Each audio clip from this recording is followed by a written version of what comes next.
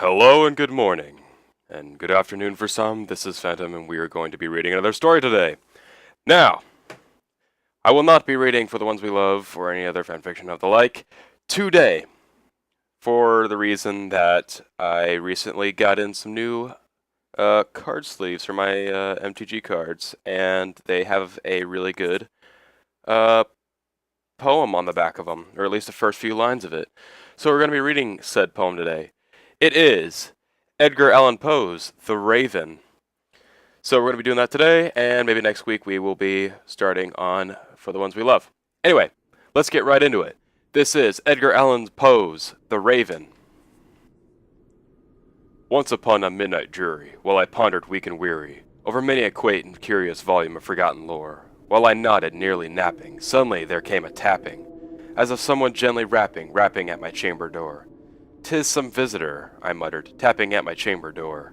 Only this, and nothing more. Ah, distinctly I remember it in the bleak December, and each separate dying ember wrought its ghost upon the floor. Eagerly I wished the morrow, vainly I had sought to borrow from my books surcease of sorrow, sorrow for the lost Lenore, for the rare and radiant maiden whom the angels name Lenore, nameless here, forevermore.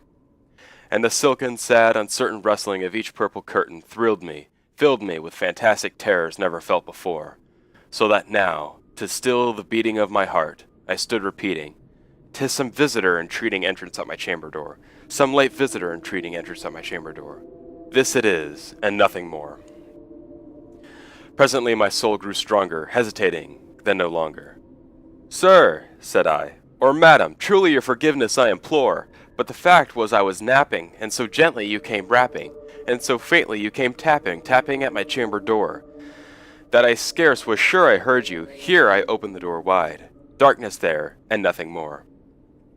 Deep into the darkness peering, long I stood there wondering, fearing, doubting, dreaming dreams no mortal ever dared to dream before. But the silence was unbroken, and the stillness gave no token, and the only word there spoken was the whispered word, "Lenore?" This I whispered, and an echo murmured back the word, "Lenore." Merely this, and nothing more. Back into the chamber turning, all my soul within me burning, soon again I heard a tapping somewhat louder than before. "Surely," said I, "surely that is something at my window lattice. Let me see, then, what thereat it is, and this mystery explore. Let my heart be still a moment, and the mystery explore. 'Tis the wind, and nothing more." Open here I flung the shutter, when with many a flirt and flutter, in there stepped a stately raven of saintly days of yore.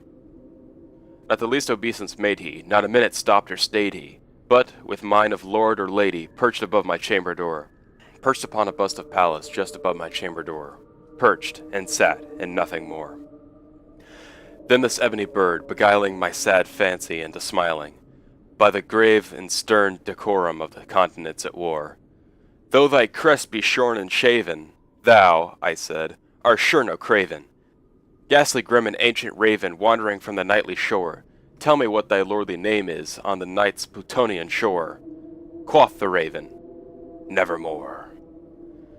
Much I marveled this ungainly fowl to hear his discourse so plainly, though its answer little meaning, little relevancy bore, for yet we cannot help agreeing that no living human being ever yet was blessed with seeing bird above his chamber door, bird or beast upon the sculpted bust above his chamber door, with such a name as Nevermore.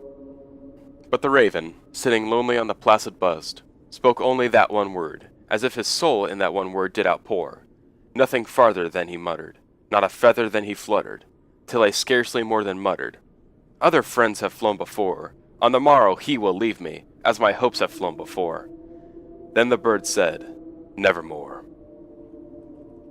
Startled at the stillness broken by the reply so aptly spoken, "Doubtless," said I, "what it utters is its only stock and store, caught from some unhappy master whom unmercifully disaster followed fast and followed faster till his songs one burden bore, till the dirges of his hope that melancholy burden bore, of never, nevermore." But the raven, still beguiling all my fancy into smiling, straight I wheeled a cushioned seat in front of bird, and bust and door. Then upon the velvet sinking, I betook myself to linking fancy unto fancy, thinking what this ominous bird of yore What this grim, ungainly, ghastly, gaunt, and ominous bird of yore meant in croaking, nevermore. This I sat engaged in guessing, but no syllable expressing, to the fowl whose fiery eyes now burned into my bosom's core. This and more I sat divining, with my head at ease reclining, on the cushion's velvet lining that the lamplight gloated o'er. But whose velvet violet lining with the lamplight gloating o'er, she shall press, nevermore. Then, methought the air grew denser, perfumed from an unseen censer, swung by seraphim whose footfalls tinkled on the tough floor. Wretch, I cried, thy God hath lent thee, by these angels hath he sent thee, respite and nepenthe from thy memories of Lenore. Quaff this kind of pent, and forget this lost Lenore. Quoth the raven, nevermore. Prophet, said I, thing of evil, prophet still of bird or devil, whether tempter sent, or whether tempest tossed thee here ashore, desolate ye daunted, on the desert land enchanted, on this home by horror haunted, tell me truly, I implore, is there balm in Gilead? Tell me, I implore. Quoth the raven, nevermore. Prophet, said I, thing of evil, prophet still of bird or devil, by that heaven that bends above us, by that God we both adore, tell this soul with sorrow laden, if with the distant Aden, it shall clasp a Satan maiden, whose angel's name Lenore, clasp a rare and radiant maiden, whose angel's name Lenore. Quoth the raven, nevermore. Be that word or sign, parting bird or fiend, I shrieked, upstarting, get thee back into the tempest on the night's Plutonian shore. Leave no black plume as a token of thy lie thy soul has spoken. Leave my loneliness unbroken. Quit the bust above my door. Take thy beak from out my heart, and take thy form from off my door. Quoth the raven, nevermore. And the raven, never flitting, still is sitting on the placid bust of Pallas just above my chamber door. And his eyes have all the seeming of a demon's that is dreaming.